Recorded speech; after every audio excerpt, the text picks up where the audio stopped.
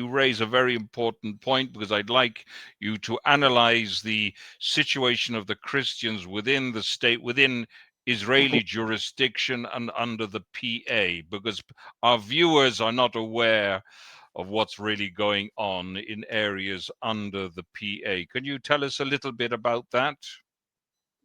The Christians under the PA are living as dhimmis.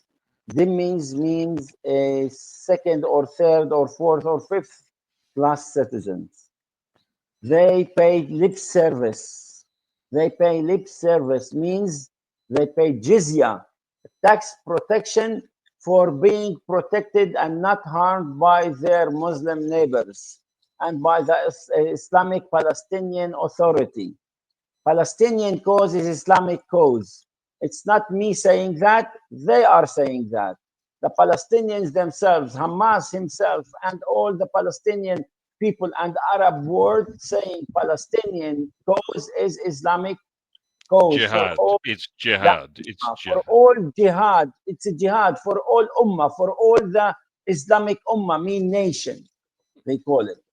And so the Christians there in the Palestinian Authority are paying this by lip service, means they need to speak badly against Jews. They need to speak in solidarity with their cause. They need to show that they are together with the Muslims, siding against the Jews. And if they do the opposite, like we are doing here in Israel, and where we are attacked because we were clearly stating we are Israeli citizens, we need to serve the country, we have duties to serve it, and we have rights that we need to get equally. That's the basic citizenship in any country, duties and rights. You can ask for equal rights, but you need also to ask for equal duties. Equal duties is serve the country like all other citizens, and sacrifice for the country like all other citizens, and ask for your rights as equally like all other citizens. Indeed, Yeah. indeed. That point, yeah, sorry. Very imposing terror on Christians, and anyone who say anything against them, he will be oppressed, slaughtered, and the Muslim neighbor harassing women, harassing the Christian neighbors in Bethlehem. They taking their land without in their stores sometimes, without even they can't say any word about it. I know a story from like 2 months ago of a Christian man in Bethlehem with 3 daughters and 1 son. He has a souvenir store in Bethlehem. A family from Hebron, Muslim family from Hebron, gangs came in to Bethlehem, and they told him, "We want your store." He said, "But my store is not for sale. It's my only source of income. I don't want to sell it." He said, "No, you must sell it." He said, "But I don't want to sell it." He said, "Okay, you don't want to sell it, no problem." You know what they did? They caught his daughter when she was walking in the street one day. They raped her, and they sent her to her father, and told her,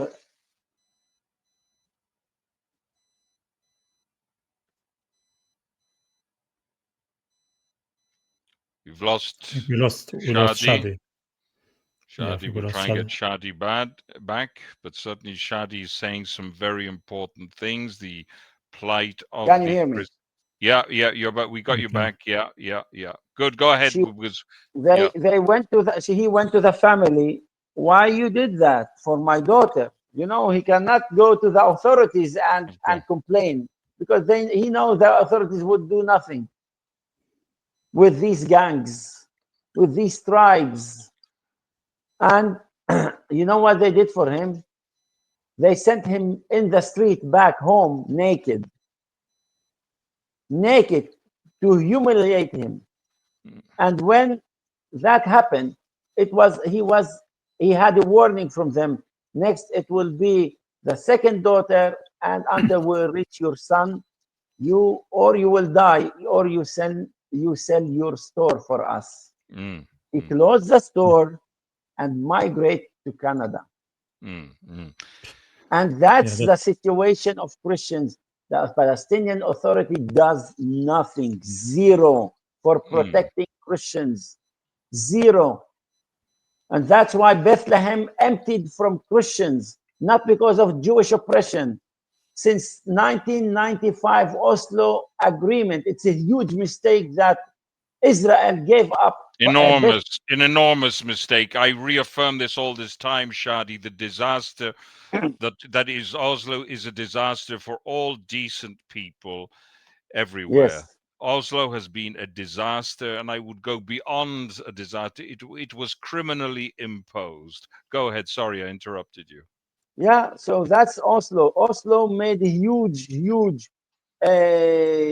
injustice for Christians of Bethlehem. They put Christians of Bethlehem under Islamic Palestinian Authority, under Islamic cause. The Christians need to justify their existence by standing with the Palestinian Arab cause, which is Islamic cause against the Jews. This was bad for the Jews, this was bad for the Christians, and this was bad for peace in this region.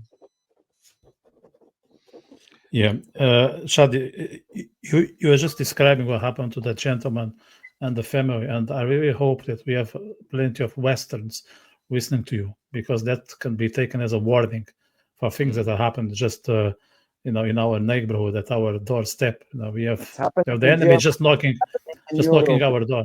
Yeah, the whole of Europe. So I really hope that your words are going to resonate, because you are dealing with a monster that soon we will, if not tomorrow or the week after. And I think we, like in Europe, make a huge mistake when we think that we can approach the Middle East in a way that we approach Europe. It's not the same context. It's a completely different ethics. And just describe a situation where force, violence, and other elements were used to impose who is in charge. So I really hope that people take your example as a warning. Would you like to stress how urgent is the situation is in Europe, given your experience with Arab fanatics? Look, I give you example of Lebanon, and this is a warning for Europe. Lebanon was a Christian majority, had a native Christian majority of Aramaic Phoenician background that they call them Maronites. And these people formed the state of Lebanon. The Arabs of Lebanon didn't want to form a state of Lebanon. They wanted to belong to what they call the big Arabic Islamic State, with its capital in Damascus.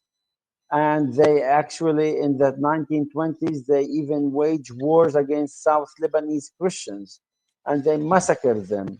And they came and flee to our village, which was under British mandate in the border with Lebanon, called Bar'a. They flee and hid in our village. Some of those families from Ait al-Sha'ab, from others. And to make it short, Lebanon was a Christian majority with a Christian background and civilization and Western values. That was the aim of Lebanon, to state Jewish and Christian in the region, here in Israel and in Lebanon, and both will have peace. Lebanon didn't manage to preserve its majority because they made it a civil state, allowing the Muslim neighbors that didn't want Lebanon to exist from the beginning to be citizens, and they took advantage of their liberal values as Christians and wiped out the Christians by wars and internal wars led by Arafat, that fought the Christians flee from Jordan because King Hussein killed many Palestinians that revolted against him, and nobody said any wrong against King Hussein, because he's allowed to do whatever he can for protecting his country as a Sunni Muslim. But Christian cannot protect himself as a Christian protecting Lebanon from these gangs and monsters. and Jews cannot protect themselves from these monsters too. Only they can do whatever they want, and they cannot be asked.